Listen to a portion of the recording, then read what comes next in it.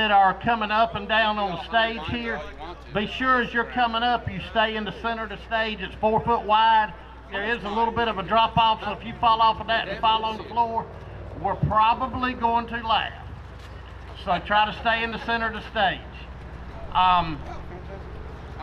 Same announcement as a while ago. There's food down there. There's bathrooms down there in total construction. There are drinks, water, beer over here. The bar's inside, it's self-serve. There's bathrooms in Total Home Center. Anything that you need, make yourself at home. We welcome you to my businesses and welcome you to this event and welcome all the candidates that have come out to talk to you. We're going to start off with Stephen Walker's going to have a prayer for us to start this thing off.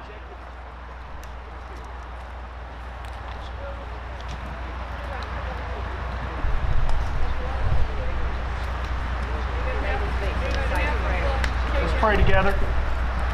Father, we thank you for this day that you have given us, the beautiful weather that you have given us today to be able to have this event outdoors. Lord, I pray that you would bless everyone that is here, that we would all remember as we are a week away from celebrating your birth, that we would remember the reason why you came, to save us from our sins, to die for us, and on the third day,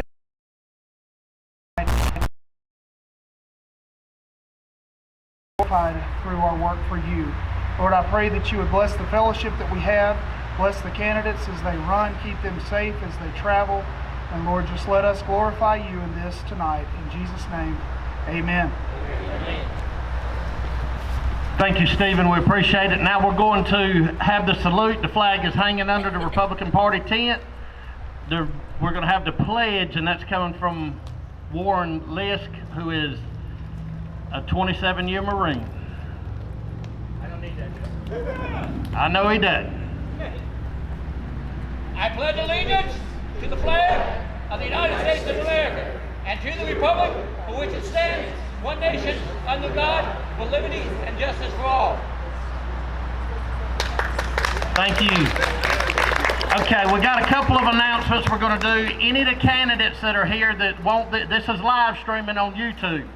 So if you want this to go to your website or something like that, go see Caleb by the camera. He can get you the link and you can share it straight to your website now or later, however you want to do it. But if you'll see Caleb standing by the camera back there, Caleb Johnson, raise your hand, Caleb, if they can't tell which one you are. Go see Caleb and make sure you get your stuff live streaming. He can send you what you need. Got to make sure I get all these announcements right now. We are CAAG, totally separate from the Johnston County Republican Party. Tent set up right here. This is the group that I run. If anybody does not have contact with our group, please see me at some point and get a card, get on our mailing list. It's worthwhile. We let you know everything that's going on and what's happening. It's a positive group. The Republican Party is set up here. This is totally separate from CAAG. We have to keep repeating this for some of the people in the county that want to cause problems, but totally separate from CAAG. They're signing up voters. They're selling Brandon, let's go Brandon stickers. Let's go Brandon. If you have questions for Tedd Budd, please write them down. We're not quite sure that we're going to allow him to do it that way, but he's asked to do it that way, so we're going to start off writing them down for him if you don't mind. Okay, I want to talk to you a little bit about how important 22 is for everybody here. Now, my group, CAAG, Citizens Advocates for Accountable Government, we started this group in March. 15 or 20 of us that have knocked on doors and put up signs and worked the polls and so forth. We started the group in March. We thought it was going to be a handful of us meeting once a week and having dinner and a couple drinks and talking about how many doors we were going to knock on in the next campaign. Our group is now 900 strong and growing every day. So thank you to all the people that are involved, all the people that make it happen. You guys are the ones that have moved us in the right direction and given us a voice that we have all these candidates here because they all realize that we can make a difference in every race out here, so that we are glad that they want our support, glad that they're willing to come out and talk to us, including hopeful Senator Tedd Budd, who will be here later on today. That'll be a great moment to listen to Ted. So anybody that has questions for the candidates that are going to talk first, we're going to give them about 5 minutes each here, and then they'll be around once you see them come down. If you have questions for them, catch them out there and ask questions. Our time's limited getting ready for Bud at 5, so we won't be able to do but so much question asking from here. So we're just going to ask them to come up on stage, say their piece, and then come down and answer questions on the ground.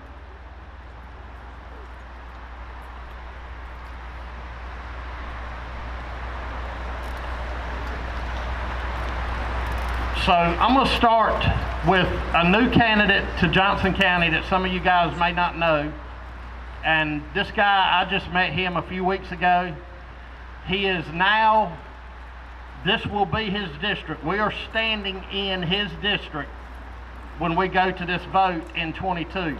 Now, as we talk about this vote in 22, there's something everybody needs to remember. 3, 2, 1. Those are the numbers that we have to have when we end this election to take the supermajority back into House.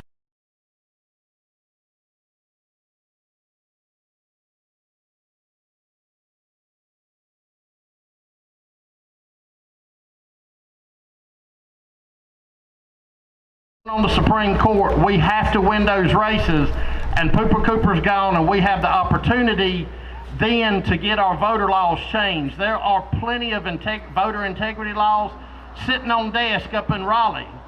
They're sitting on their desk because Cooper vetoes everything that comes across his desk, regardless of how good it is. He's just that bad. And the only way for us to protect this next election, we can't get laws through to help us. So we need volunteers galore for the Republican Party, for CAAG, for whoever the group is that is involved on the conservative side. We have 36 polling stations in Johnston County. That means on election day, we need 360 volunteers to cover that many polling stations. We want 2 inside of every station, 2 outside, and 1 going in between, so that we're able to keep an eye on every vote that comes through, because if we don't watch them, the Democrats will cheat again. We have to be standing there looking at them come through. So I appreciate everybody being out here today, and I'm going to move back to this candidate. Just keep 3, 2, 1 in your mind, and remember, we have to go win this and come volunteer and help us out. Thank you very much. We're going to start with Howard Penny, District 53.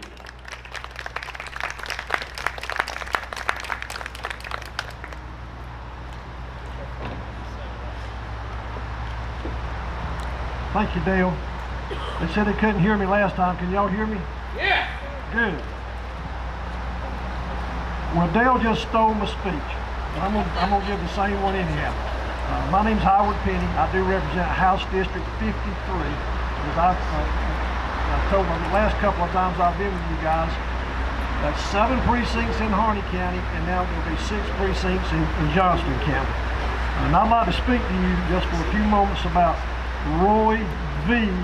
Cooper, and the V stands for veto, if you haven't figured that one out. Governor Cooper has vetoed more bills than any governor in North Carolina.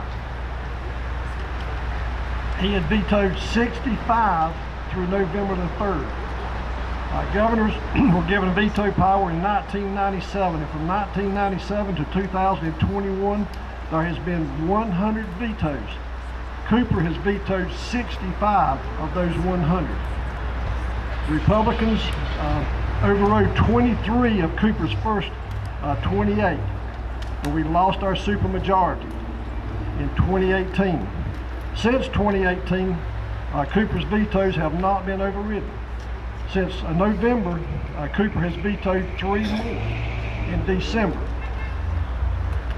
So while I bring this up, Dale just alluded to it. 3, 2, 1. If you don't remember anything else today, remember till Bud gets here, 3, 2, 1. What will that do? If we get 3 more in the House and we maintain our 69, that will give us 72, a supermajority. We have 28 in the Senate. If we can get 2 more, that'll give us a supermajority in the Senate. This next one is equally important, the one. Right now there's 4 Democrats on the North Carolina Supreme Court to 3 Republicans. So if we can pick up 1 in the North Carolina Supreme Court, we'll have our 3, our 2, and our 1. These numbers will give us the supermajority we need to block Roy v. Cooper. I'm Howard Penny, and I'm running for re-election in House District 53. I would appreciate your support. I'd appreciate your prayers, most importantly, and whatever I can do from my perspective to make sure I represent my Johnston County part of this district if it goes through the courts down. That's where we're at right now, it's in the court's hands. And I'd appreciate your votes. Merry Christmas. God bless Johnston County, North Carolina, and the United States. Thank you, Howard. We appreciate it. Again, Howard is a sitting House of Representatives member now. He does not represent anybody in Johnston County right now, but he's going to be soon. We're going to move to District 28, North Carolina House now. Sitting House member, committee chair for the Budget Committee, a couple of other things. This is a good old Johnston County boy. This is Larry Strickland coming up. That's going to have a conversation with you. And everybody listen to him closely. He's got the whole eastern half of the county. Thank you, Dale. It's a great afternoon to be in western Johnston County. My district, House District 28, is in the eastern part of Johnston County. It runs from the Wilson County line down to the Harnett County line. It comprised of 9 municipalities. It's Kinley to Benson, over to Princeton, back over to Wilson Mills. I'm currently in my 3rd term that the voters of Johnston County and my district have allowed me to represent them. So right now it's my 5th year, and next year will be our 6th. But I'm glad to be back on the campaign trail. It's been a long year in the General Assembly. All us legislators have worked hard. We've dealt with a lot of bills. We've had a lot of bills, a lot of time spent on bills that made it through the process of both chambers, went to the governor's mansion, and got vetoed. I'm looking forward to this campaign having the opportunity to explain perception versus reality. And what I mean by that is I'm in my 3rd term. My 1st term, the same 2016, I was on the ballot with Donald Trump and other people on the ballot. And I went to Raleigh as a freshman in 2017. And I joined 75 Republicans on my side of the aisle. And I had 2 years of a Trump presidency. 2018, very similar to this, a president versus midterm, and it has a trickle-down effect. 2018, I go back to Raleigh, and we have dropped from 75 down to 65. And backing up on my 1st term, we could override any veto that we wanted to. That it takes 3/5, but when the Governor Cooper vetoed, came back, we were able to override it. 2nd term, we dropped to 65. We could not veto it, and we have dealt with it ever since. 3rd term, we went back up to 69, but we're still dealing with Roy Cooper, and on top of that, we're dealing with President Biden. So we have lived through the pandemic. We have done our best as a General Assembly to pass bills, and that's what I'm looking for out on the campaign trail, to explain the bills that we did pass, what was in those bills, whether it was open up a restaurant and a bar, whether it was to open up a church, or whether it was just to open up North Carolina. We have faced that problem with this government. So I'm also looking forward to, as a appropriation chair that finally got us a budget, I'm looking forward to going out there and talking to the voters and explaining to them what this General Assembly did for our policemen, for our health care, for our teachers, for any agency across North Carolina, what we did for businesses with some of this federal money that had been sent down to us. So I'm looking forward to painting our story out there and clarifying and explaining just the reality of what has happened and what we have done, whether it's policemen, whether it's our EMS, whether it's giving bonuses to our healthcare workers that were on the front line during the pandemic. They did get rewarded with this budget, and our teachers got more raises. We helped our county school systems. We helped other agencies in this state, and I'm looking forward to telling that story. So I'm asking for your vote today, and it is a time that we're living here in this country that we've got a lot of challenges, but I'll leave you with this.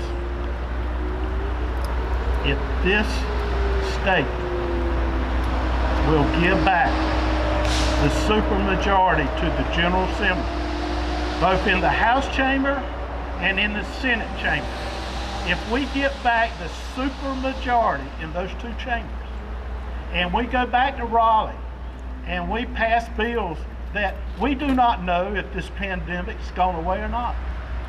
But if it has not, and this General Assembly runs bills and sends it to that mansion, and it comes back, we will be able to override that veto, and we will be able to do the right thing by the people of North Carolina if we can all agree that that is the right thing to do.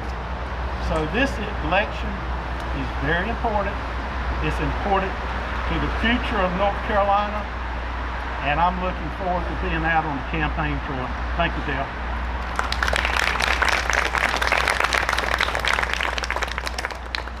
Thank you, Larry. And Larry has a great record of conservative voting and working hard to spend our money appropriately up there. So I'm gonna move to one of my favorite legislators, probably the hardest working legislator up there. Her and Larry might be 1 and 2, and I guess Howard would have to be 3 in line there. This is our representative in this district right now, but as of the new lines, she will no longer be our representative, and I'm very sad about that. But this is my friend and your District 26 Representative, Donna White.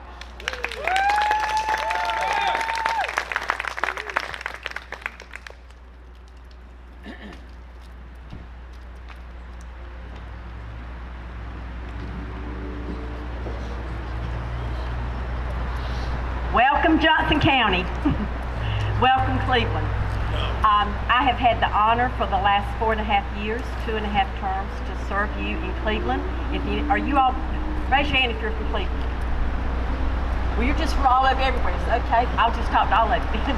But for the last 4.5 years, I've been able to serve Western Johnston County, and my claim to fame is that I beat Senator Rabin, that wanted to be the fastest growing district in North Carolina, and he didn't get it. District 26, Western Johnston County, is the fastest growing district in North Carolina. Now that may be good or it may be bad depending on the way you look at it. But let me just give you a few little numbers about what we've been dealing with in Western Johnston County for the last few years. Johnston County, according to the census in August of 2021, had 215,999 people. As representatives right now, with the old maps, we're supposed to have 79,853 constituents in our district. Representative White has 120,000 constituents in my district. of that 215 across the county. So it has been a hard-working 4.5 years, but that's all I know how to do is work. And I have considered it an honor to be able to serve you. As Dale said, we, according to the new maps, which have not been approved yet, or at least they've not gone through the court process yet to be accepted, I will be losing 3 of my 4 Cleveland precincts, and I really hate that because this is an area that has been good to me in terms of volunteers and just getting out there and working really hard, believing in me. So I'm really struggling with that loss, but you're going to be hopefully in the hands of Representative Howard Penny, and I have had the honor of working with him for about a year now, a little over a year and a half, well I guess about a year and a half now, and he is absolutely an amazing representative. And even though he's still considered a freshman, he has stepped right in because he knows Johnston County because he was a businessman here. He knows Johnston County because he's got a legacy. His family began in Johnston County, and even though he now lives in Harnett County, he's going to be a great representative for y'all, and I really appreciate your supporting him. So what do we do in the legislature? We passed a $25 billion budget, and there's nobody in education, health care, local and state government that is should say right now that they don't have what they need in terms of monetary resources to do their job. So if they're not doing their job, they need to do their job because they've got the resources now to do that. And I was very proud to be able to vote for that budget and to work on it. I'm chair of Health and Human Services, and there's people that do. I'm a registered nurse. I've worked here in the county my whole career, except for a few years when I was in Orange County, but don't hold that against me. So but anyway, it's been good to be able to put resources where people need them at a time that we were going through this crazy thing called the pandemic. You know, the one thing that I believe in is freedom. Even though I'm a registered nurse, some people may think that I'm very liberal in the healthcare arena. I'm not. I'm a registered nurse. I know how to take care of you if you're sick. But I'm not going to tell you what choices to make when you decide what you are going to do to prevent illness or to treat illness. That is your decision. I'm very much for freedom, not only in the way we vote and have that vote to count, but in what we decide about our personal bodies. So I just want to make sure that people understand that. During the Mother's Day week, I answered 10,000 emails from people that I thought most of them were from Johnston County, but when I actually looked back at their addresses, there was about 5,000 from Johnston County, but there was about 5,000 from other parts of the state. And they wanted to know what we were doing to make sure that their elections, their vote counted. I'm a member of the Freedom Caucus. I'm the only woman that's a member of the Freedom Caucus in the General Assembly. It's a caucus that we started this year, and we have been, Representative Penny is also a member, and we have done everything that we can humanly do when we're under a veto all the time, but we've done everything that we could do to assure that your vote counts. We are still working on that, but the numbers and the information that we've gotten back really proves that North Carolina was probably one of the safest and securest voting states in the nation.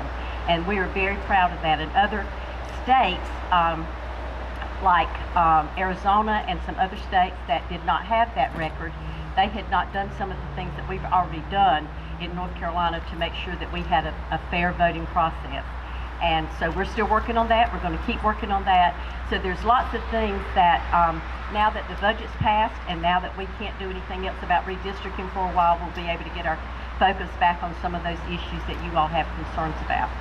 So it is an honor to serve you. I work now this is the first time I've said this publicly, but from March of 2020 until February 21, I was sleeping 2 hours a day. I went to bed at 4:30 a.m. and I got up at 6:30 a.m. and that was to be able to get us through COVID with it being a health-related issue and me being a chair of Health and Human Services, and to do things about unemployment. I had 5,000 emails about unemployment, and not one single person that called us, we did not work them through the system and get their unemployment if they had earned the unemployment. We started getting calls from Asheville and Wilmington from constituents there, and I told my legislative assistant, I said, I can't take any more. I'm doing all the ones for Johnston County. That's my job. I'm supposed to cover them. But she said, well, they said they've heard that you are the only legislator that gets things done when it comes to unemployment, so they want you to take their case. So we took 5,000 more people from across the state. So, but in February 21, I'm a believer, and the Lord gave me a shot across the bow. He put me in the hospital for a few days from pure exhaustion. So I promised from that point on I would get 6 hours sleep a night, and I've only lied twice. So, so anyway, it's been an honor to serve you. I don't know how to do anything else because I was a public health nurse and a pediatric nurse and I'm still a registered nurse. But I just know how to serve people, and that's what I try to do. And I love every minute of it.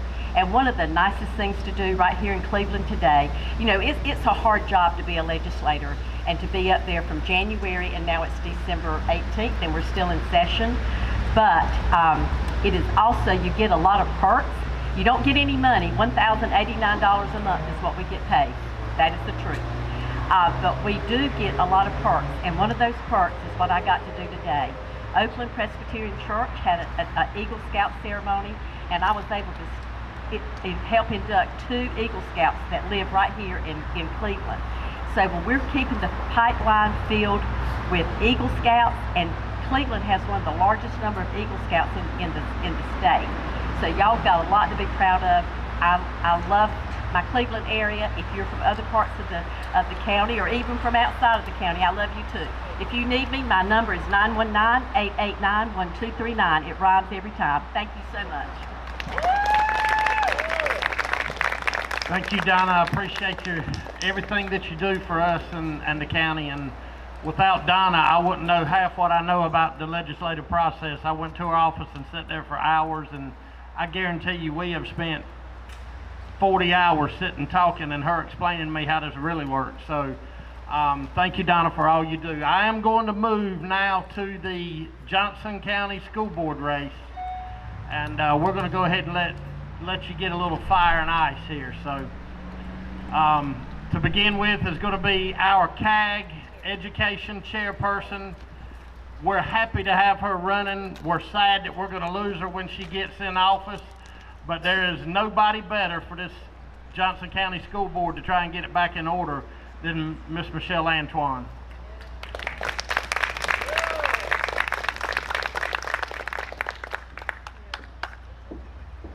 Hey everyone, Michelle Antoine. I'm running for the Johnston County School Board.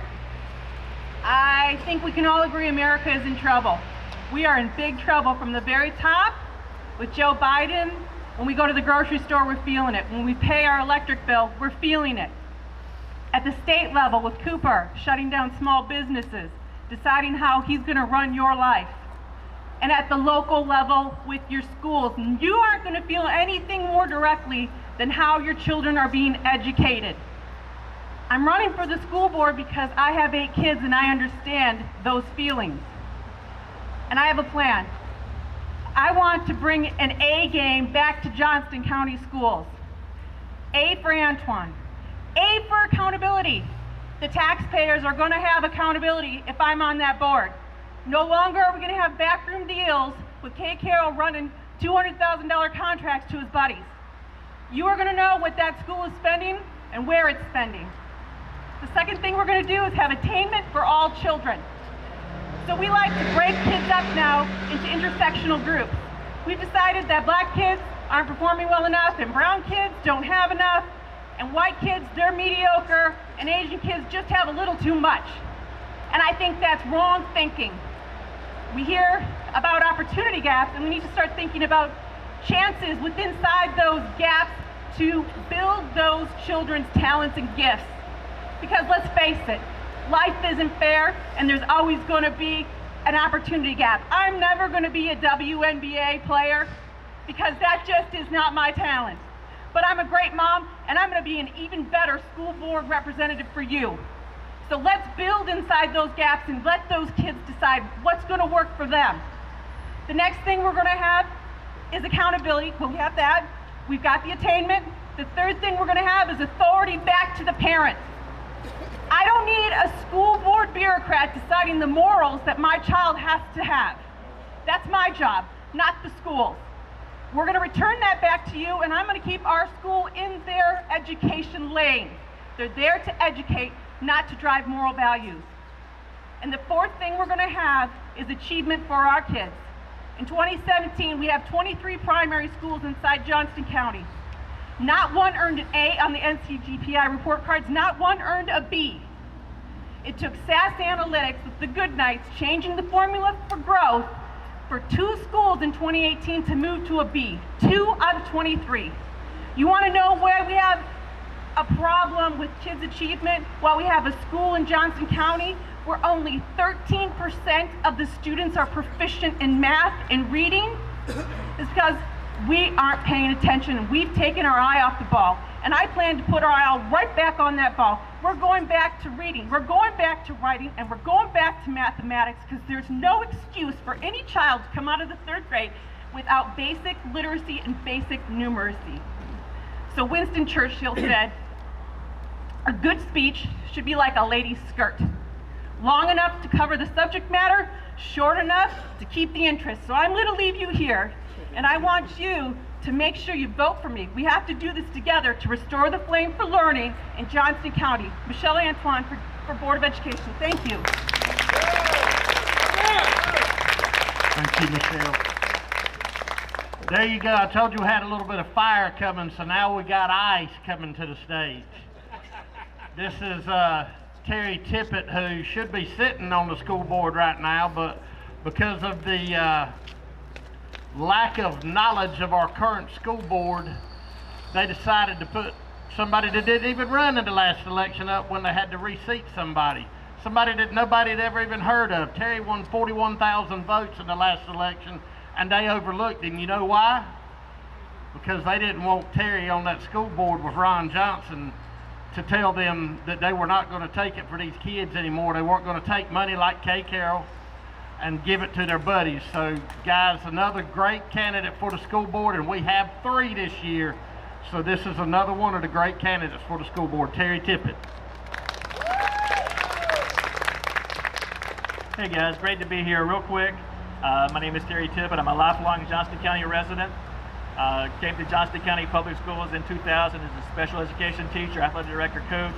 Retired in December 2019. My wife was a special ed teacher for over 30 years in the county. Been there, done that. Real quick, I was in Johnston County Public Schools when we were at the top of the state. We actually have people from other counties coming to us to see how Johnston County did things. I was also there when I saw the wheels start falling off. I spent 4 years at News Charter School. Great time there looking at charter schools. But you see, because I've been in the system, I understand the system. I know what's broken, I know how to fix it. I know how to put the pieces back together again. Now, there's a couple of things that I really want to push. I really want to push trade vocational. We have to stop pushing kids to college. Not everybody needs to go to college and rack up thousands and thousands of dollars of debt. We need to improve our hands-on trade opportunities. We also need to restructure our county office. The structuring system in county office is long overdue to be reviewed. We're too top-heavy, way too many chiefs, not enough Indians. And I made a commitment last time to be in every school in this county, at least on a bi-monthly basis, to have these kind of meetings throughout the county, so you don't have to stand in line for a couple of hours to speak to a school board for 3 minutes to have your viewpoints addressed. You should be able to talk to the people that you put in office, because those are your seats. But see, what happens, people get in there, get a nameplate, a comfy chair, and they forget who put them there. I never know what I'm gonna say till I get up here, but I'm gonna go a different direction real quick. Because, you know, we talk about qualification. We look at the national level. Unless you've been under a rock since January, you see how this nation has been torn apart internally. You see the results of an election gone bad. That's what we have out there now, folks. Look at our state level. Again, unless you've been under a rock these last few years, you've seen our Republicans up there doing the best they can do, but you've seen veto after veto has been said. You see the result of an election gone bad. And what we do, we look at all these candidates, and we look at their qualifications for their positions, and we pick the best candidate. We get down to the school board. Oh, that's a whole different story. The reason the school board goes bad is because we're voting in our friends, our neighbors, our church family, people in our community, people we've known all our lives. And they're good people. They're good people, but they're not good school board members. We've got to start looking at the qualifications for somebody on that school board. I don't want to, I don't have a problem with stepping on toes and making people feel uncomfortable, but you got two of the best school board members that just came up and talked to you. When Larry Strickland and Donna White were on the school board, we had a good school board. It is what it is, my friends. Now, here's the deal. Until we start looking at the qualifications for school board candidates, it's going to stay the same. If I ask you today, is Johnston County Board of Education better off now than it was 5 years ago, 4 years ago, or even 1 year ago? If you're honest, you're going to have to say no. And that's not acceptable. This county has too many good resources, both personnel and facility-wise, to be at the bottom of the state. There's no excuse for it, and we got to stop making excuses, roll the sleeves up, get back to work, and put us back to the top where we belong. And you got to put people on the school board with a backbone to do it. You only get one vote apiece on the school board. Right now, we got a chance to get 3 seats. Those 3 seats have got to be conservative, Christian, Republicans. That's what we got to look for. Now, I've told you my qualifications for being there. Guys, I need your help. Because, see, that's where people get mad with me. They call me names. I just read some negative stuff on Facebook today. They're name calling, and then I go vote for Tippett because of this or that, and I really don't care, okay? Because if you want to vote for me, vote for me. If you don't, pick 3 more. If you want to continue with mediocrity, pick 3 more. Michelle is a great candidate. She has a great background. Look at qualifications. Because you see, your House and Senate members need Johnston County Public Schools to be the best in the state when they go to Raleigh. Your congressional people representing this district need Johnston County Public Schools to be the best in the state when they go to Washington. Because Johnston County is one of the reddest states around. We need that red state to also have the best school system in the state. You see how much credibility you get for that? When Larry and Donna go back to Raleigh, they say, I'm in the county with the best school system in the state. That's some credibility when you start talking about education and money and things. When whoever goes to Washington, that's credibility. All the way up to your senators. Johnston County drives the conservative consensus in this state. It's that important. The only way you get there is to roll your sleeves up, step on some toes. If people are offended, so be it. I don't want to offend people, but I really don't care.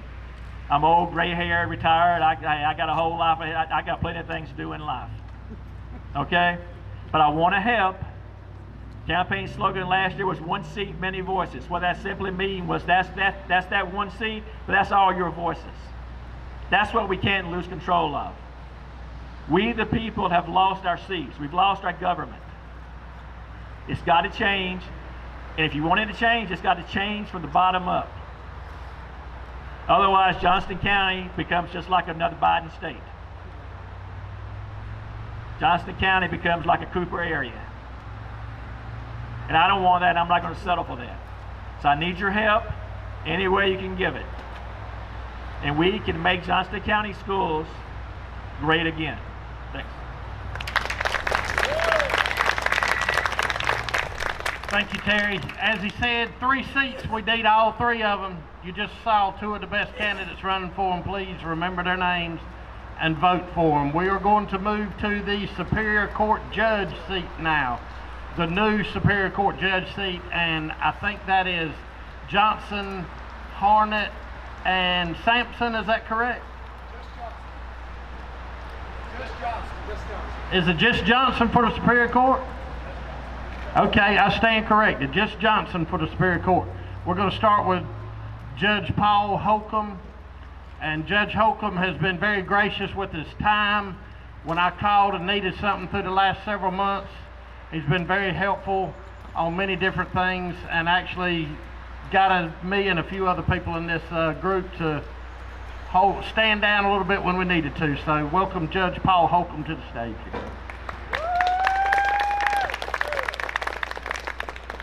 Thank you very much. My name is Paul Holcomb, and I am your Chief District Court Judge for Johnston, Harnett, and Lee counties. I was appointed in January the 1st. It turns out it actually stands for Chief Cook and Bottle Washer, but they don't tell you that when they recruit you. They just say, we want you to be the chief. My story is very much like the story of Johnston County. In 2008, I was working for your elected district attorney, Susan Doyle, prosecuting people in superior courts as a felony prosecutor.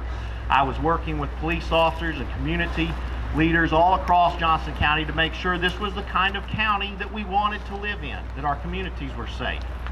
At that time, there was one registered Republican serving on the district court bench out of 9 seats at the beginning of 2008. With the help of people out here, people that are listening to this today, I was elected as the #2 Republican at the end of 2008. Now, fast forward a few years. With your help, I was reelected in 2012. I was reelected in 2016, and I was reelected in 2012. When this year began, we had 10 out of 11 Republican district court judges when this year began. And I was appointed out of all 11 of them to serve as your Chief District Court Judge by Justice Paul Newby. At the end of this year, just recently when the state passed the budget, they created a new Superior Court seat. They've created very few over the last 10 years, but this year they created 2, and they placed one in Johnston County. The reason that they did that is they recognized the growth that has been occurring in Johnston County, the needs that we have in our court system, but they also knew that the people that are listening here, the citizens of Johnston County, encouraged by the leaders at this event, were going to send an experienced jurist into that seat. Someone who believes in the rule of law, someone who believes in the separation of powers, and someone who has been a consistent Republican vote and voice for the last 13 years. My website is judgepaulholcomb.com. That's www.judgepaulholcomb.com, and I appreciate your support. Thank you. Thank you, Judge Holcomb, for all you do. Next in line for this seat is somebody that I don't know very well. I just met recently. This is Stephen Walker. He was involved heavily with the Forrest campaign and with Dan Forrest for a lot of different faces. We'll let him talk about those. Stephen Walker. So if you don't think judicial races matter, go to your polling place on March 8th and see if they let you cast a ballot in the primary. Are you going to be able to cast a ballot on March 8th? No. Why? Because the courts say you can't. Judicial elections matter, and they matter a lot. I know we got a candidate for Supreme Court here, Trey Allen, and so I know you'll hear from him in a minute. But judicial elections are very important. I am a conservative. I've been in Johnston County for a long time, and I've got Johnston County values. Most of my adult life I've spent here in Johnston County.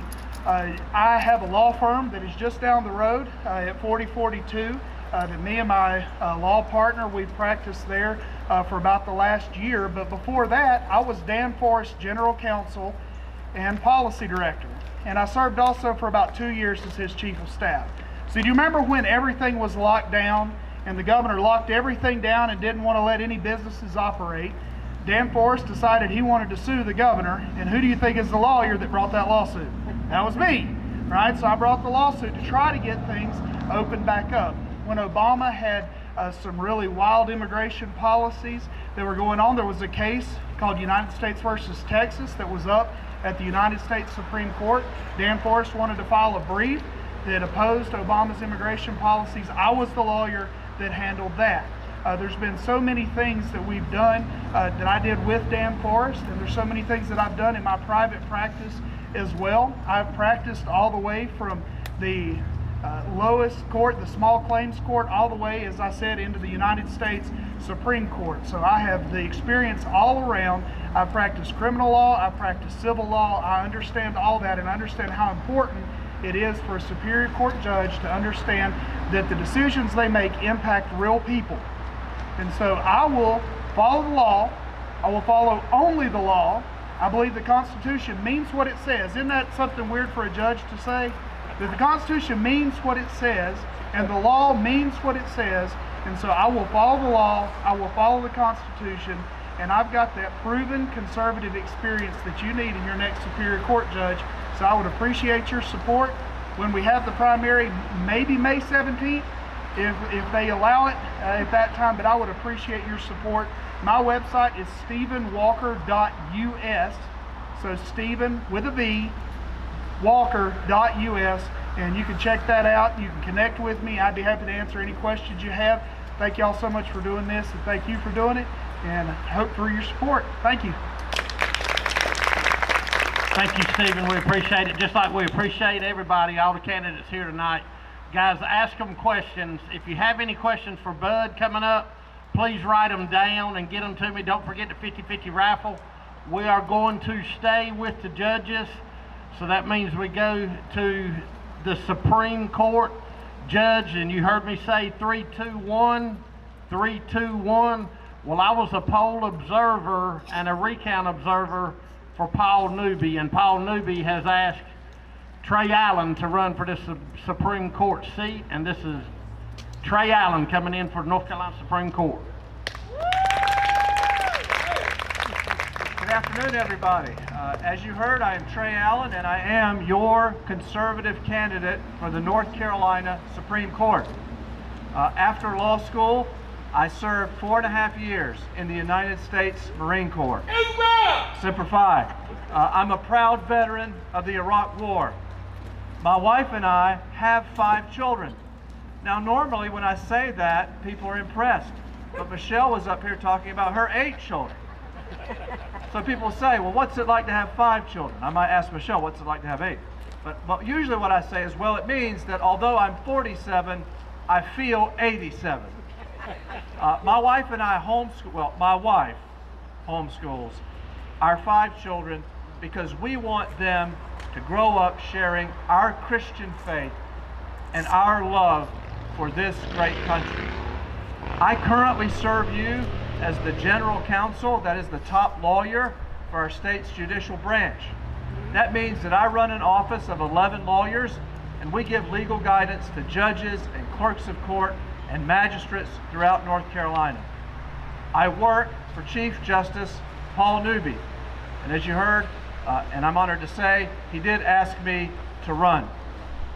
You know, the most important thing that you need to know about judicial candidates, certainly about Supreme Court candidates, is what they stand for. I want to take you back in time a few decades.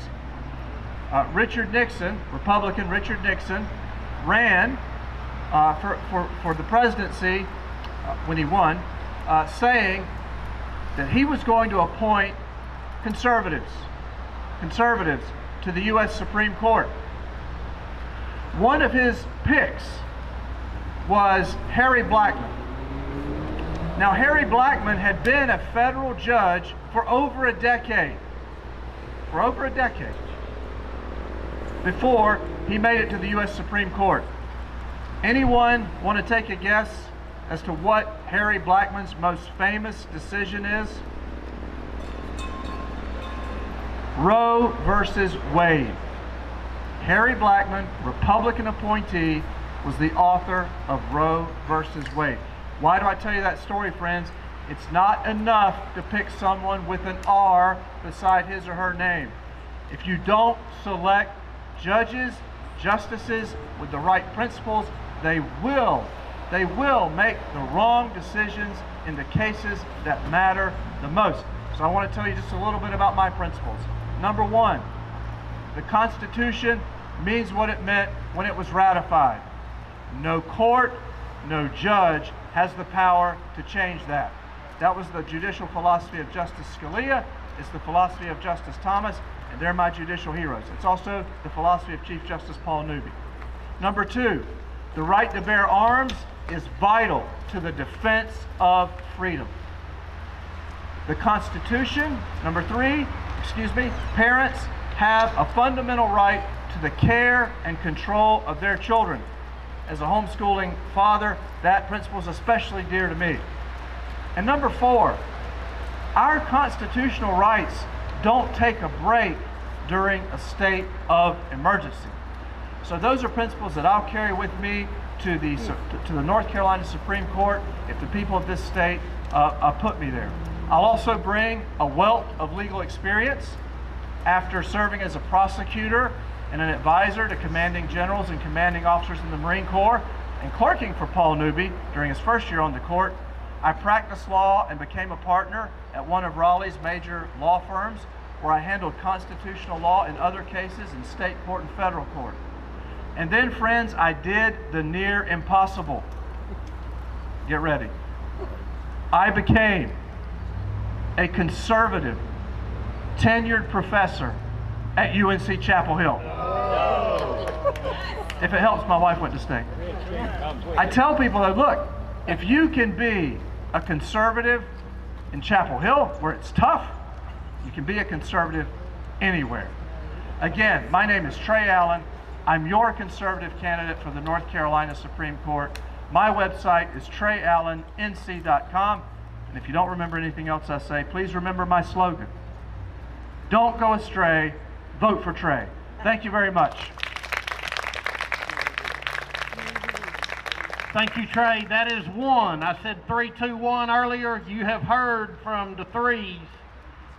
You just heard from one. Now we're going to move to the twos. We need 2 state senators. One of them is a brand new seat here in Johnston County, North Carolina, and a member, very great volunteer for the Republican Party for the last year that I've known her, and a member of our CAAG group. Coming up right now, a good friend of mine, and I think she'll make a great senator. This is Jill Homan.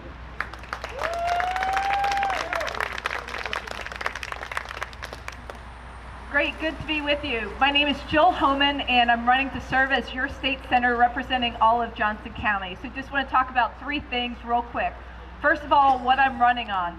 I'm running on first because I want to defend the police, not defund the police. Our support for our law enforcement community should not be just when they're in uniform, but also when they're out of uniform, when they're retired. So we need to make sure we protect their pensions as well. Number 2, what I also believe is we should empower parents to be in charge of our children's education. Parents, not bureaucrats, should be in charge of our children's education. And we need to stop the indoctrination of our kids in public schools. Speaking of indoctrination, no to COVID vaccine mandates, yes to voter ID. Really quickly about myself, I used to work on Capitol Hill for a Republican member of Congress. I handled agriculture policy. Then I said I got a real job. I went to work for John Deere in Cary and then did an MBA and Masters of Public Policy at Duke. My family that are big state fans think they know the exact date that my parents dropped me on my head, but nonetheless, I still get invited to Thanksgiving. And today I run a real estate company, and we're focused on investing in low-income areas, so areas that are in desperate need of investment to uplift these communities out of poverty. I've served for the Republican Party at the national level and was a Trump delegate in 2016 and 2020, and last year the Trump campaign asked me to serve as a national surrogate, and I was proud to answer that call, campaigning and fighting for Donald J. Trump. Why I'm running? I'm running because I'm tired of bureaucrats and politicians like Governor Cooper who think government knows best. I'm tired of politicians like President Brandon who think America is a terrible country. And I'm running to be a fighter and to serve you in Raleigh. And you may look at me and say, you, a fighter? And let me tell you, I played rugby in college and I used to box and I've run 6 marathons. So I'm a fighter with stamina who wants to go to Raleigh and serve you. I will fight for the farmers and first responders here in the county. I will fight for our families and fight for our children and fight for our values. Now, I want to also share that let's talk about service for just 1 second.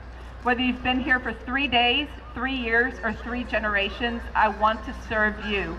Whether you have a lot of money or whether you're really struggling to make ends meet, I would represent and serve you. So I'm standing here asking for your support, asking for your vote. I really appreciate your time. I have a little sign right here too. So thank you so much for your time, and I appreciate, Jill, all that you do for this group. So thank you. Thank you, Jill. Again, Jill Holman for North Carolina Senate. We're going to move to the U.S. Congress race. We've got 4 more before the grand prize shows up, and we know we're going to hear from Tedd Budd in just a little bit. He has made it to the premises, so he will be ready to go in just a few minutes. But we're going to start U.S. House District 4, DeVan Barber. DeVan is a newly found friend in the last couple of months, but I've heard great things from other people about him. We've had great conversations, and I think DeVan is one of our America First MAGA candidates, so we're glad to welcome him in here, and DeVan Barber for Congress. Thank you, Dale. Thank you, CAAG, for putting this on. It's good to see everybody. Good afternoon. My name's DeVan Barber. I'm from Benson, right down the road. I was born in Benson, raised in Benson, went to NC State, and came back home to Benson. So this is home. It's where I've always been. It's where I'll always be, and I'm excited about the opportunity to represent home in Washington, D.C. It's an honor to be up here and to ask for your consideration. I'm a conservative. I'm an America First candidate.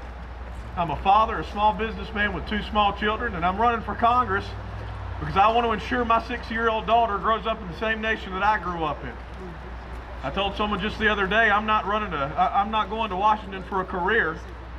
I'm going to Washington to pull the e-brake, do a 180, fix this place, and come back home and do it with my kids when they get to high school. I'm for term limits. I'm for limited government.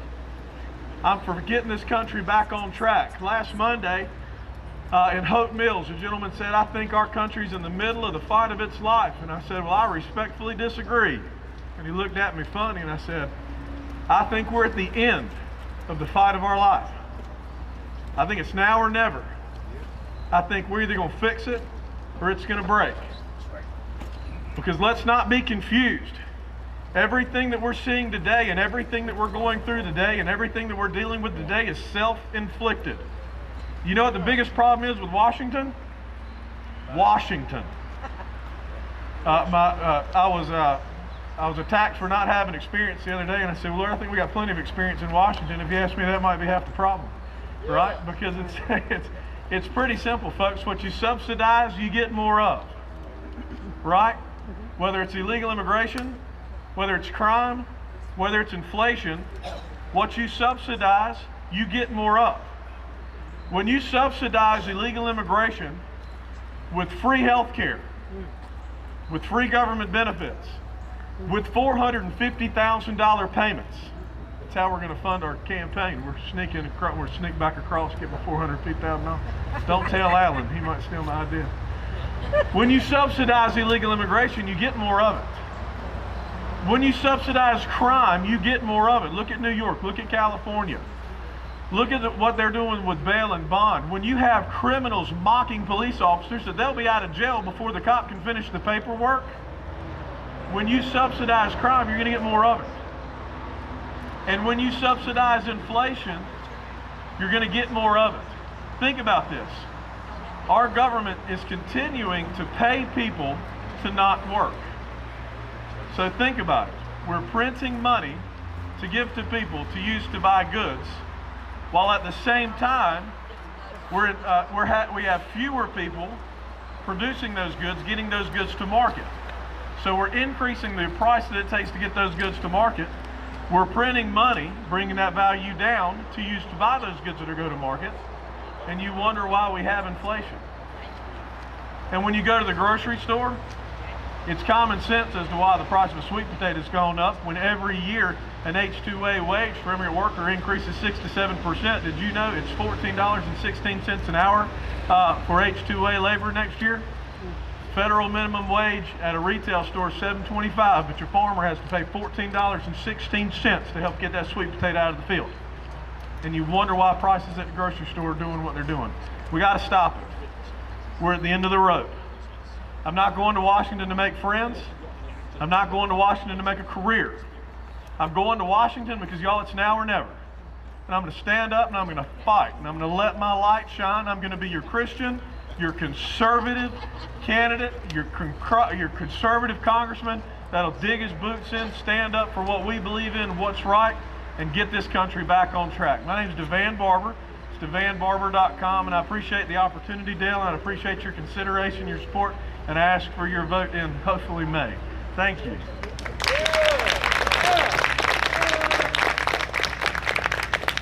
Okay, thanks, DeVan. I appreciate it again. I just met DeVan recently, but I have spent a lot of time with him and talked with him, and I think he's a fine young fellow here, so let's think about him for Congress. Our next person running for Congress is Renee Elmers, and I met her today for the first time. I'm glad that she came. Happy to have her come up here and give us a little bit about what she's about, and hope that we get the opportunity to have a few conversations before this is over. Let me go ahead and let everybody know we're going to pull the 50-50 raffle after we finish the next two after Renee, right before we have Fred and Ted up. So, Renee.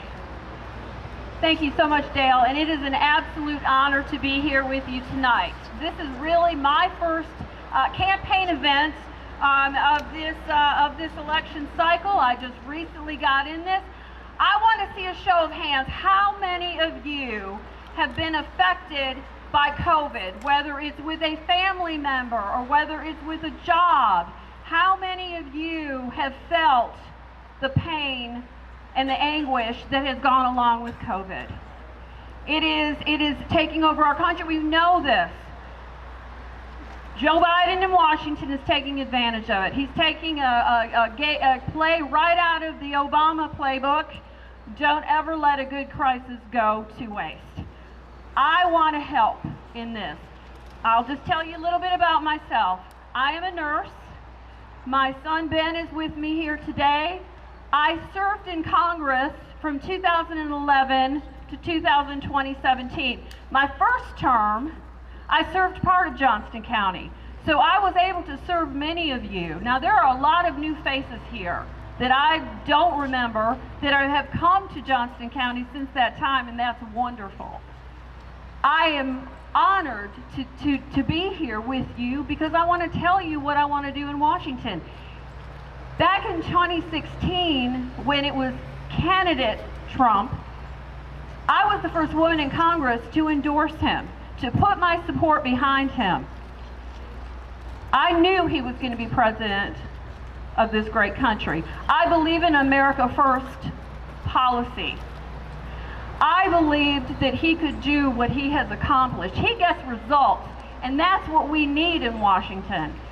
I was honored and asked to serve at the Department of Health and Human Services, which I did for 2 years. Very honored to be in the Trump administration. We need fighters in Washington. We need fighters who are going to stand up to for our law enforcement.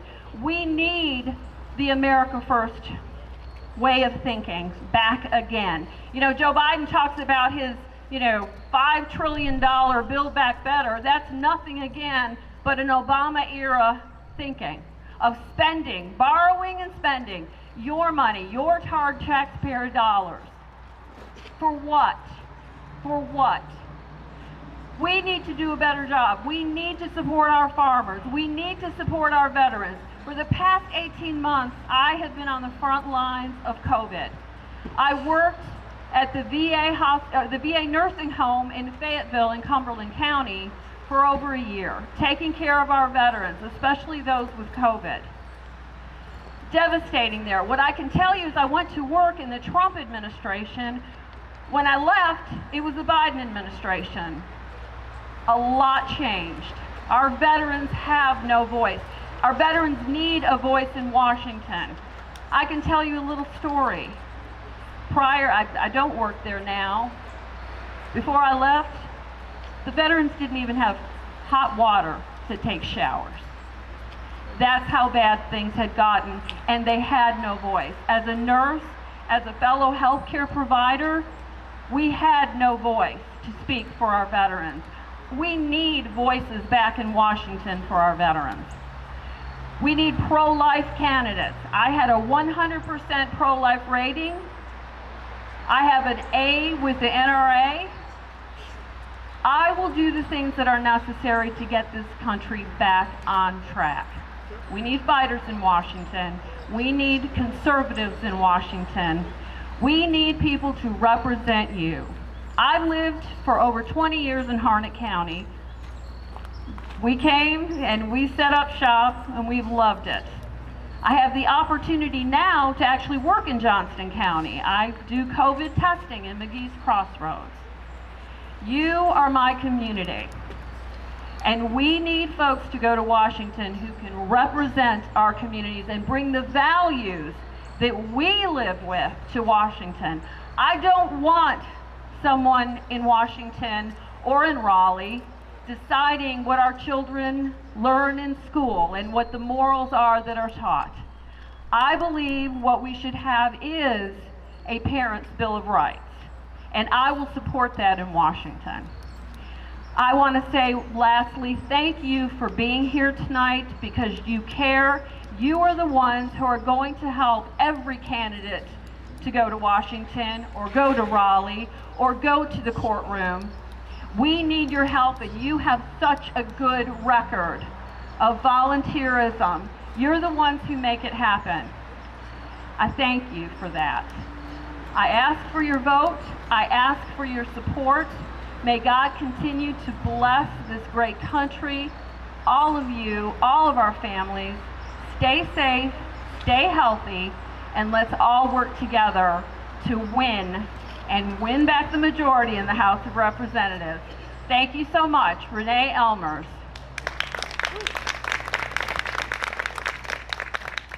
Thank you, Renee. I hope that I get a chance to spend some time with Renee sometime soon. Next up, we've got 2 to go before the drawing for the 50-50, and then the big show happens. Alan Swain. Alan's also running for this U.S. Congress seat. Alan had the experience that I know about Alan is he was a high-ranking member of the Wake County GOP just recently. So let's see if Alan will come up here and tell us a little about himself. How you doing? I appreciate all y'all being here. Dale, thank you very much. Working with Johnston County, everything you guys do to make a difference, we appreciate it.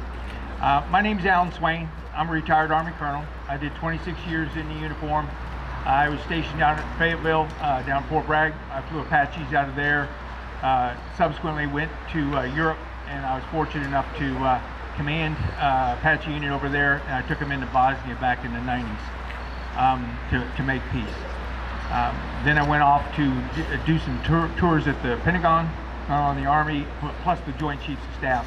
But I also was fortunate enough to be selected, and I worked at the White House for 2 presidents, former President Clinton and former President W. Bush. Then went off and learned how to become a successful business entrepreneur. We were fortunate because we started out finding out how to win government contracts. And by the time we finished and actually were successful because someone bought us out, I consider that a success. We were up to about 35 million in revenue. But that's just me, myself. I also was a successful county chair for Wake and also the District 2 chair.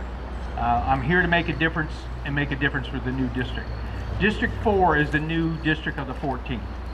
The most important thing I can tell you is there's about 8 of us supposedly that are running for this job.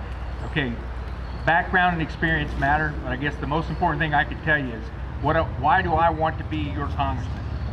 There's a couple of things going on in Washington, D.C. that you've heard from the other candidates that should upset you the most. It's inflation, it's immigration, and it's identity woke politics. We got a lot of problems. The Biden inflation that we've got today is affecting every one of us. At the gas pump, food prices, we have to make a difference. We've lost our energy independence. We've done that to ourselves.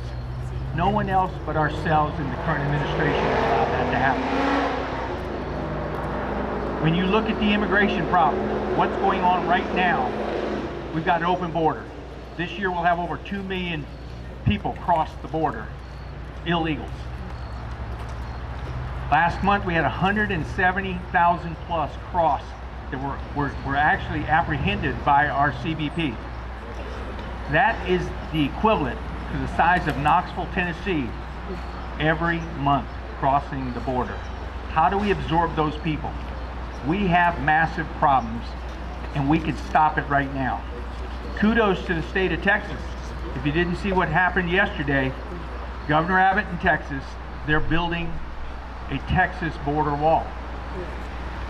We spent billions of dollars, and the current administration is not allowing the state of Texas to use the steel that we bought with our hard-earned taxpayer dollars that President Trump bought for us. That's just sitting on the ground, laying there, not being used. So the state of Texas has stepped it up. They're going to put in over 100 miles of border wall fence in the state of Texas. That's what making a difference is all about. If you don't believe that we need immigration reform, we are way overdue for it. We need to do away with the visa lottery. We need to criminalize. It's a misdemeanor right now for a visa overstay. We need to reduce what chain migration is all about. These are the issues that I will go fight for you. We need to solve the DACA problem. There are so many things that need to be done in the immigration area, but I'm ready to go up and fight. Now, I'm also for term limits. I don't need what they're going to pay me as a congressman other than I've got to get another place to live. But I will tell you that I believe that a congressman or anyone that goes up to the Washington, D.C. should be a citizen statesman. 10 to 12 years max, and let's swap them out. Let's bring in some new ideas, some fresh ideas, fresh people. That's what I believe in. Identity woke politics is affecting our schools. You heard the school board members talk a little while ago. School choice. They've expanded the opportunity scholarships here in the state of North Carolina. But this CRT disease that continues to want to spread through our school system needs to be halted now. And the candidates you heard from your school board, Johnston County can lead the way, and that's for sure. It's selecting the right school board members to make a difference. Take a look at what's going on in public safety. If you don't see what's going on across the USA, the 12 top cities that are breaking homicide records are all run by Democrats. This county, this district sits right next to Wake County. If you don't think Wake's got a problem, it's coming this way. This is going to be the canary in the coal mine, this district. The growth for District 4 is amazing. It has great potential. But we do have problems coming if we're not careful. And that's why the fact that it is such a strong red county, we need to keep this county red. And the reason why you're going to need to keep it red is you're going to have to try and minimize the influence from people coming in from other California, New Jersey, New York. A lot of them love the low tax rates, but they're bringing their old ideas and they're trying to think it's going to change. It's not going to change. So what I will do is I promise, if I'm fortunate and you vote me in as the Republican nominee on May 17th, if it is on May 17th, because there's talk that could shift too, I will fight for this district and I will make a difference. I've got the experience. I know DC. I've given congressional testimony before. I know I can make a difference from round one. But you can't do it without the votes of the people that are going to vote in the primary. So I'm asking for your vote. www.Swain for Congress. Please find us on Facebook at Swain for Congress. Please like, share, and spread the rumor and our facts on everything we're trying to do. The biggest thing I can tell you is if you trust me and you vote for me on May 17th, you will have a fighter who will only speak for you. If it doesn't, if it is not something good for the state of North Carolina, If it's not what's right for this district, NC4, then I won't vote for it. Former President Harry S. Truman said, it's nothing but a swamp up in DC. He said, if you want to have a friend in Washington, DC, you better get a dog. I don't plan on making friends up there. I plan on fighting for this district. So I'd appreciate your vote and support Alan Swain for Congress. Thank you.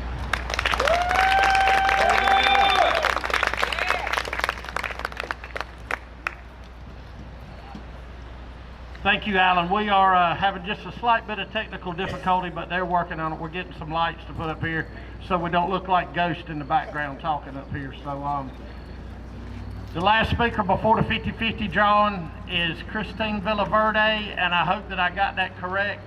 I've only met her a couple of times, but Christine Villaverde is the fourth candidate that's here today running for this District 4 seat. So welcome Christine Villaverde up here, and let's see what she's got to say.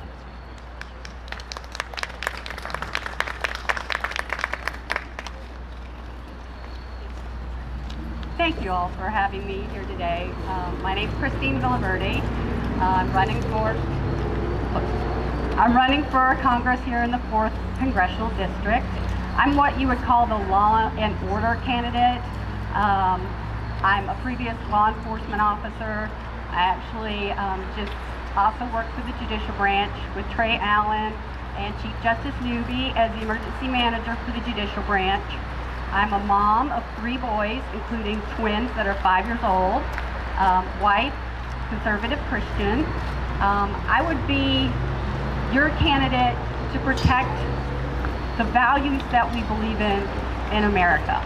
Without safety and security, none of the rest really matters. We have the foundation in America that is dependent upon being safe and secure in our homes and our communities. As a law enforcement officer, I know how deeply your safety and security affects you. You do not have the freedom and the liberty to pursue happiness unless you are safe in your homes, in your communities, in your school, on the southern border, in the nation. We have a strong China that's rattling its saber right now. I have the background in national security. I have a master's degree in public policy. I'm part of the state emergency response team. I have boots on the ground experience and training and knowledge to defend our homeland and our nation against those that would want to do us harm. I've responded, mitigated, prepared for any sort of critical incident that might affect many of our critical infrastructures, such as our pipelines, our electrical grid. All of this is right now exposed and vulnerable. We have evil that is intent upon destroying this nation. They're destroying this nation, the very foundations that this nation is built upon. They're going after our values. They're trying to create chaos and anarchy. A civilization cannot survive chaos and anarchy. We have those people, whether or not they're within the United States or our enemies that are outside the United States, that are intent on destroying this nation. We, as a whole, as a stronger America, are a much safer world. Our safety is not indivisible from the rest of the world. We need to lead through strength and security. Without a strong America, we don't have a safe world. We need to protect the very foundation and liberties that this wonderful country was built upon. We all deserve that.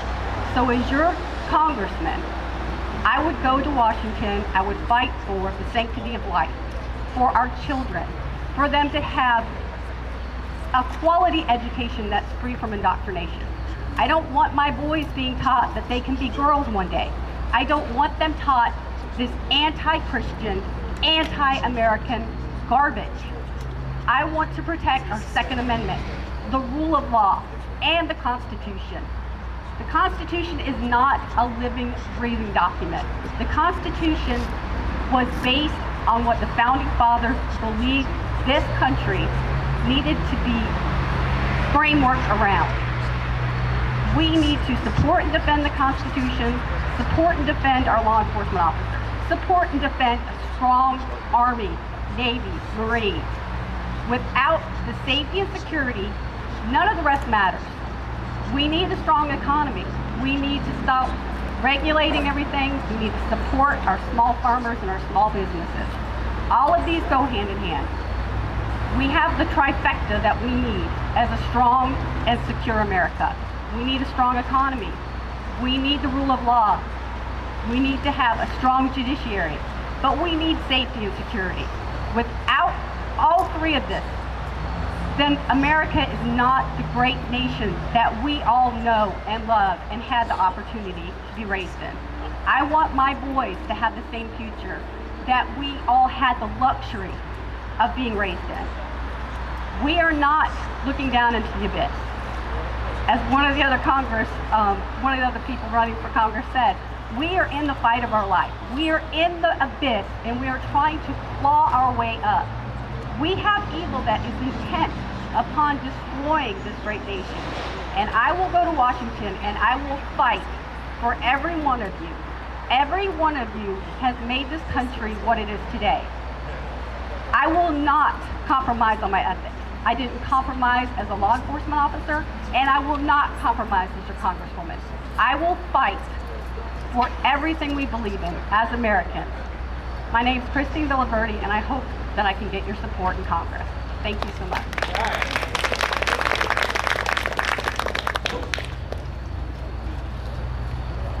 Thank you, Christine. I appreciate it. We're going to have somebody stop and draw the chase. Step over there to the box and draw the 50-50 raffle winner. And while we wait on the number to come up, I'm going to ask one of our Johnston County commissioners, Fred Smith, to come up. He's going to say a few words about Mr. Budd and bring him to the stage. Fred is, I'm just going to say, without Fred Smith, without Ronald Johnson, and without Michelle Antoine, we would not have an anti-CRT policy in Johnston County right now. So I want to especially thank those three for making this happen. Fred Smith stood up in the county commissioners meeting and said, I will not fund Johnston County schools for a dime more if we don't have an anti-CRT policy. 6 months later, we had one. Thank you, Fred, and come on up here.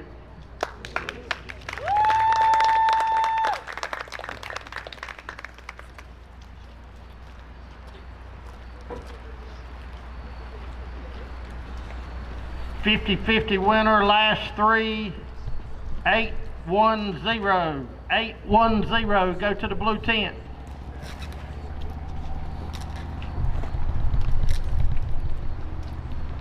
Dale, thank you for all you do. You're a leader, and you make it a lot easier for us who represent you trying to stand up for what's right in this county. Folks, it's great to be here tonight for Tedd Budd.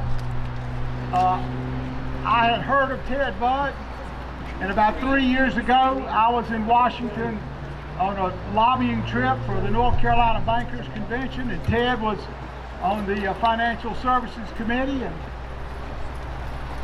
we got to meet with Tedd. And you know, a lot of times elected officials just sort of put up with you and move you on down the track. But Tedd didn't do that. He took the time to meet with us, make us feel important. He knew the issues we were there to talk about, and I was really impressed with Tedd Budd. I learned that Tedd was a farmer and a small businessman, and he was not a career politician. I also learned that Tedd was a proven winner, that he had won 2 tough races in the 13th Congressional District, that Tedd believed that hard work, family, and faith were the foundations for success. Tedd has degrees from Appalachian State, Wake Forest University, and Dallas Theological Seminary. In talking with Tedd, I learned that he met his lovely wife Amy while they were together on the mission field in Russia. Tedd Budd is one of us, I can tell you that. You know, we are in a spiritual war in this country. A spiritual war of what type of country we're going to be. Are we going to be a country that believes in the Constitution and the way we've governed ourselves in the past, or are we going to let the woke socialists and woke communists take this country over? And that's why we need warriors to go to Washington. Warriors that we can count on. Tedd Budd is a warrior. Tedd Budd believes in the importance of religious freedom. I believe that's the most important freedom we have.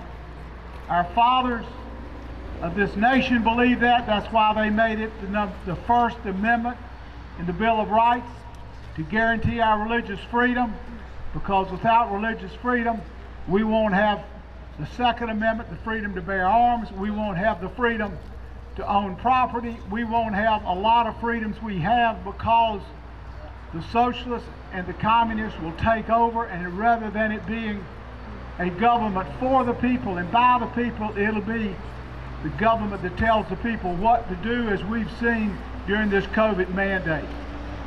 We need a warrior.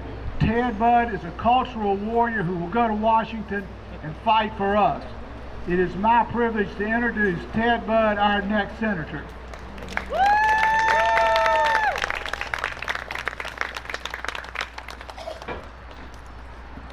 Thank you so much. Fred, it'd be a lot easier if you just keep talking. I appreciate that. Lord, I'm so glad y'all could be here tonight.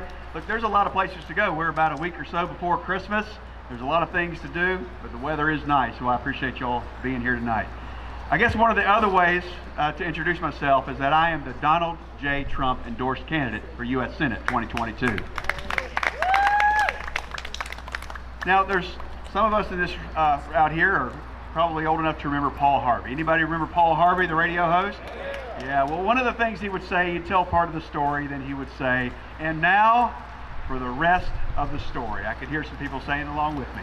But people want to know, well, Donald Trump endorsed you, but why? Or what's the distinctive between you and the other candidates? And let's get this out of the way right now. Primaries are awkward moments for us in this party. I mean, you've got other choices, people that I've supported before, former colleagues of mine that are in this race. Well, why would I pick Tedd Budd, or why should I? Or what's different, or why can he win, or why is he a fit for this state? Maybe those are some of the questions that you're asking. Just a couple of things I'll leave you with, and I appreciate your time tonight. Well, the first thing is I'm a person of faith, and Fred alluded to this, but 30 years ago, this past August, I was on a Christian mission trip in the former Soviet Union. At the time, it was still the Soviet Union, and two things happened that week, August of '91. The Iron Curtain began to collapse that very week that I was there. And the second thing, Fred, you mentioned, is I met my wife. That's pretty cool. People are like, well, you know, if they haven't met Amy Kate, and Fred mentioned this, they're like, well, how's her English? I go, it's pretty darn good. She is from West Virginia. All right. So, I'll tell you what, you got another West Virginian out here? All right. Got some back there. We love you, because I'm married to one. The other thing I think we need is somebody, and Fred alluded to this, we need somebody that understands the single biggest industry in the state. I mean, we've got construction, we've got aerospace, we've got technology, all kinds of things in this state. But the single biggest industry, it's agriculture. Now, Fred works way too hard. My neighbors work way too hard for me to call myself a farmer. But I do live on my family farm. It's a Black Angus cattle farm today. It was a Tyson chicken farm back in the day, but still a cattle farm today. And I'm proud to live on the same place that I grew up in Davie County, on the other side of Winston-Salem. But I think we need somebody that understands what the biggest single industry and our farmers go through each and every day in this state. The other thing I think we need is somebody that understands business, not just agribusiness, but business in general. 11 years ago, the local police department came to me and they said, would you buy this bankrupt, closed indoor gun range, and would you allow our police department to train there? And I said yes. But by the way, who goes bankrupt during Obama in a gun range? I don't know, but this guy did. We bought it and we opened it for the police department. But before I opened the doors 11 years ago, the training captain came to me and he said, never underestimate the need of the public to have a safe place to shoot. I said, Captain, you want me to open this up for the public? He said, absolutely. So 11 years later and about 50 or 60,000 customers, I'm really glad that I took his advice. So I get to defend the Second Amendment when I'm home in my business, and I get to defend it up in Washington, D.C. as well. Is that important to anybody else, Second Amendment? Absolutely. It's my honor to be able to defend it. The last thing, and I'll leave you with this, that we need is somebody that's been battle tested. Red, you mentioned, and I thank you again for that kind introduction. But you need somebody that can win. Now, I've been through a tough primary. When I signed up in 2016, I opened the paper the day before Easter to see who else had signed up, and there were 17 people running. I was like, oh my word. But by God's grace and a lot of hard work and knocking on a lot of doors and asking for a lot of people's vote, we won. But the real fight came 2 years later in 2018. Nancy Pelosi, she knew that I was a conservative. She knew that I was in the toughest Republican district in North Carolina. And she said, I'm going to take him out. I'm going to put him on a list of 33 members of Congress that she wanted to eliminate. And I tell you what, by God's grace and a lot of hard work, we beat Nancy Pelosi by 6 points. And we're going to do it again. We're going to do it again, except this time to Chuck Schumer. I tell you what, we can't do it without you. I know you've got a lot of places to be, a lot of things to do, and it's a busy time of year. But I'm going to ask you just a couple of things. I'm going to ask, if you're inclined to do so, I'm going to ask for your prayers. The second thing I'm going to ask for is I'm going to ask for your support in any way that you could offer. And the third thing, and I don't ever want to assume this, is I want to ask for your vote. We thought it was going to be in March, but now we know it's going to be in May. But I tell you what, by God's grace and a lot of hard work, I was planning on going to November anyway. So let's get through this primary. Let's get on to the general. Let's beat those that are trying to tear down our country. God bless you all. God bless Johnston County, and Merry Christmas.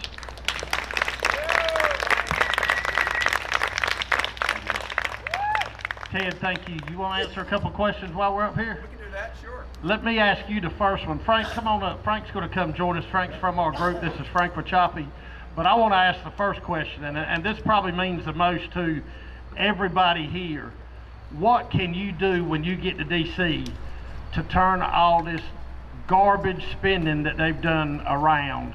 How can you turn it around? Because from what everybody says, we're stuck with it once they get these bills passed. What can you do to turn it around? That is the question, Dale. Thank you so much. So I would say, first of all, you got to win, and you got to win big. If you think about how Obamacare got entrenched into our world, into our country, it was with 60 votes, Democrat votes, on about 10 years ago. It's absolutely tragic, actually about 12 years ago. We got to win, and we got to win big, and we got to have big Republican majorities, not just in the House, but also in the Senate. The second thing, now, Paul in the Bible, the Apostle Paul, would say that the root of all evil is the love of money, or love of money is the root of all evil, not money itself. But in Washington, D.C., the root of all evil is modern monetary policy. And that's why people skip Raleigh and they come to Washington, because they think Washington can print until they get everything they need. But you got to be able to say no, and I can do that.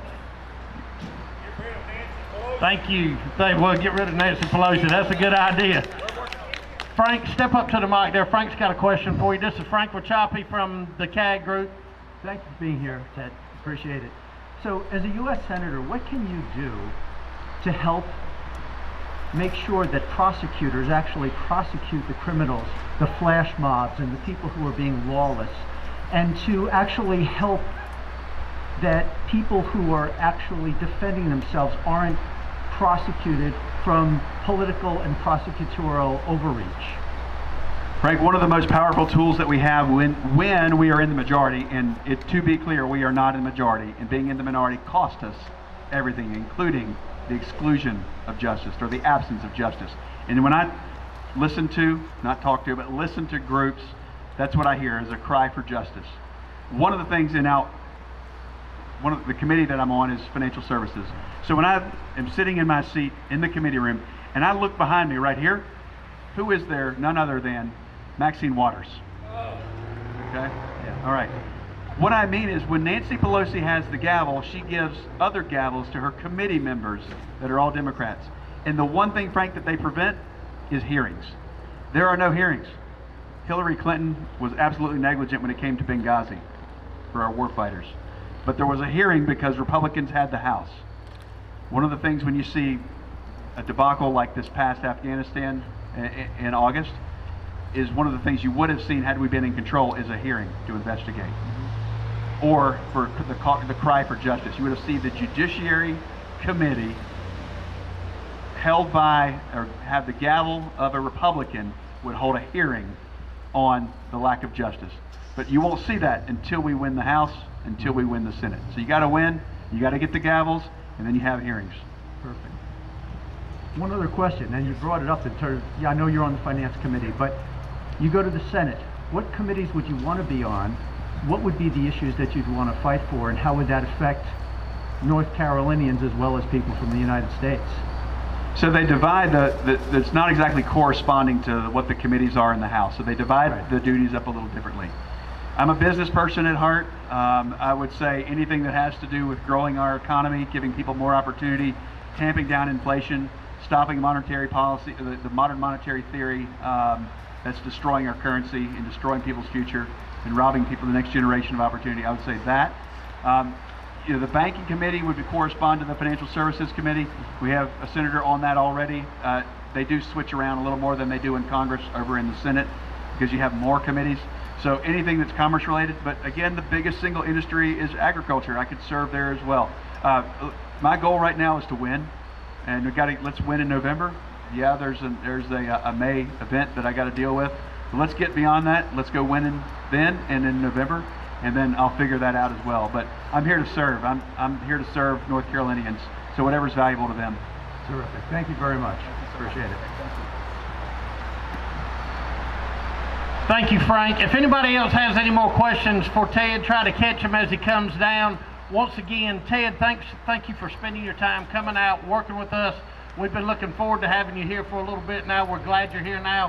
Hope that you'll come back and join us. I think there's going to be a GOP candidate forum in February, so I hope you'll come back and join us for that. And again, everybody thank Tedd Budd. Trump endorsed, America first, make America great again. Okay guys, thank you to all the candidates. Thank you to everybody that came out to listen. If you would like to talk to me or have anything from me, come see me. Some of these guys will be around for a few minutes. Thank you again for coming. Merry Christmas, Happy New Year. This is the last political event of 2021. Good riddance. Let's go to 22 and get something done.